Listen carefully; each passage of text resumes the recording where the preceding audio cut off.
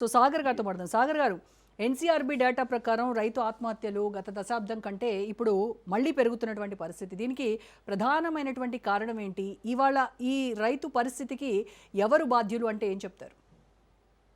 వాస్తవంగా రైతాంగం గురించి ఎవరైనా అధికారంలోకి వచ్చే ముందు ఎన్నికల మేనిఫెస్టోలో బ్రహ్మాండమైనటువంటి హామీలు ఇస్తున్నారు. రాతపూర్వకంగా కూడా హామీలు ఇస్తున్నారు. ఆచరణలోకి వచ్చేటప్పటికి అధికారాన్ని చేపట్టిన తర్వాత వాటిని అమలు చేసేటువంటి దాంట్లో పూర్తిగా వైఫల్యం కనబడతాం. ఇప్పుడు కేంద్రం తీసుకుంటున్నటువంటి నిర్ణయాలలో ఈ మధ్యలో వచ్చినటువంటిది సీడ్ బిల్ ఒకటి తీసుకొచ్చారు. దశాబ్దాల పాటు రైతాంగము తీవ్రంగా కొట్లాడుతున్నారు. సీడ్ బిల్లు, సీడ్కి సంబంధించి ఒక చట్టం కావాలని అడుగుతున్నారు.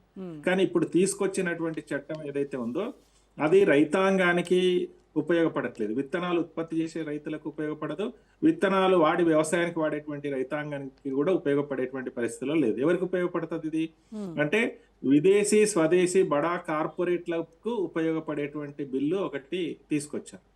రెండవది, ఇప్పుడు విద్యుత్ సవరణ బిల్లు వచ్చింది.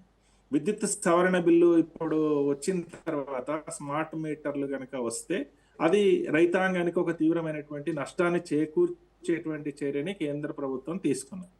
ఇక్కడ తెలంగాణలో అధికారంలో ఉన్నటువంటి రాష్ట్ర ప్రభుత్వం గతంలో బీఆర్ఎస్ ఉన్నప్పుడు విద్యుత్ సవరణ బిల్లు అదే కేంద్ర ప్రభుత్వం తీసుకొచ్చినప్పుడు, ఒత్తిడి చేసినప్పుడు మీకు డబ్బులు ఇవ్వమని అన్నప్పుడు అసెంబ్లీలో తీర్మానం చేశారు. మేము కేంద్రం డబ్బులు ఇవ్వకపోయినా కానీ ఇక్కడ ఈ విద్యుత్ సంస్కరణలు మీరు ఏదైతే ఒత్తిడి చేస్తున్నారో వాటిని అమలు చేయమని చెప్పారు.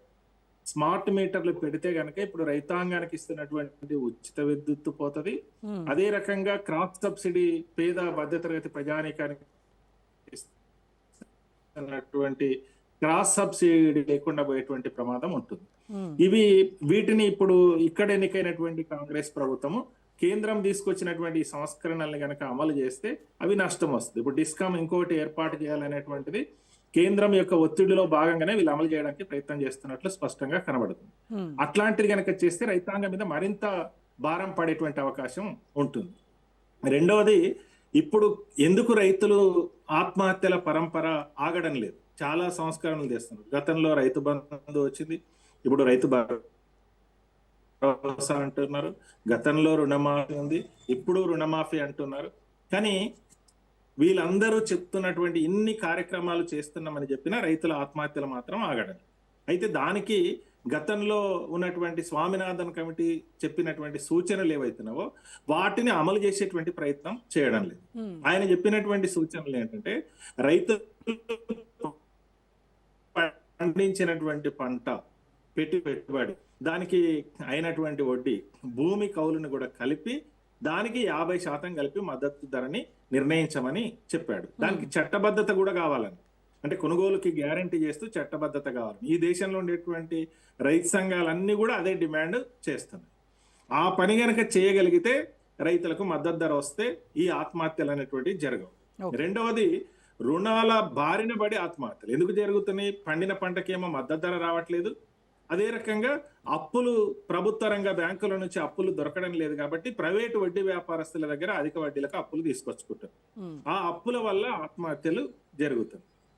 మూడవది, పంటల నష్టం, అకాల వర్షాలు, అధిక వర్షాలు, ప్రకృతి వైపరీత్యాల వల్ల జరిగేటువంటి పంట నష్టం ఏదైతుందో దాని వల్ల కూడా ఈ ఆత్మహత్యల పరంపర కొనసాగుతుంది. అంటే ఆరుగాలం కష్టపడుతున్నాడు, పెట్టుబడి పెడుతున్నాడు, చివరికి చేతికొచ్చే సమయానికి ఇట్లా వచ్చినటువంటి అకాల వర్షాల వల్ల నష్టం జరుగుతుంది.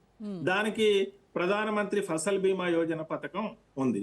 ఆ పథకము బీమా కంపెనీలకు ఉపయోగపడుతుంది తప్ప రైతాంగానికి ఉపయోగపడట్లేదని చెప్పి స్వయాన ప్రధానమంత్రి నరేంద్ర మోడీ గారి స్వరాష్ట్రమైనటువంటి గుజరాత్ తో సహా 8 రాష్ట్రాలు బయటకు వచ్చేసి, మన తెలంగాణ, ఆంధ్రప్రదేశ్ కూడా ప్రధానమంత్రి ఫసల్ బీమా యోజన పథకం నుంచి బయటికి వచ్చింది.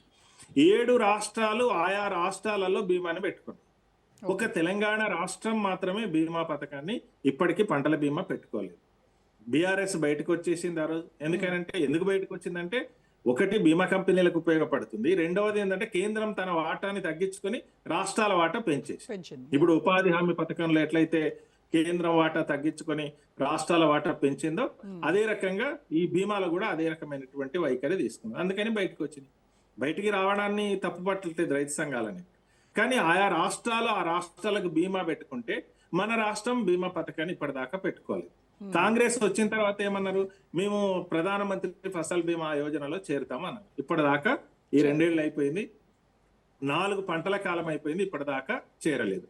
ఇవి అంటే రైతాంగానికి వచ్చేటువంటి మన ఒక్క తెలంగాణ రాష్ట్రంలో ఇప్పుడు నిర్ణయించినటువంటి మద్దతు ధరలు, ఇప్పుడు పత్తికి 8,110 రూపాయలు క్వింటాల్కి మద్దతు ధర నిర్ణయిస్తే, ఈ మద్దతు ధరకే కొనుగోలు చేయనటువంటి నిర్ణయించిన మద్దతు ధరకే కొనుగోలు చేయకపోవడం వల్ల వడ్లైనా, కందులైనా, పెసలైనా, మక్కలైనా ఏటా 4,000 కోట్ల రూపాయలు నష్టం జరుగుతుంది. మరి దీన్ని నివారించగలిగితే, దీన్ని ఆపగలిగితే గనక ఈ 4,000 కోట్లు ఎవరికి చెందాల్సినటువంటివి? రైతాంగానికి చెందాల్సి, వాళ్ళు నష్టపోతున్నారు.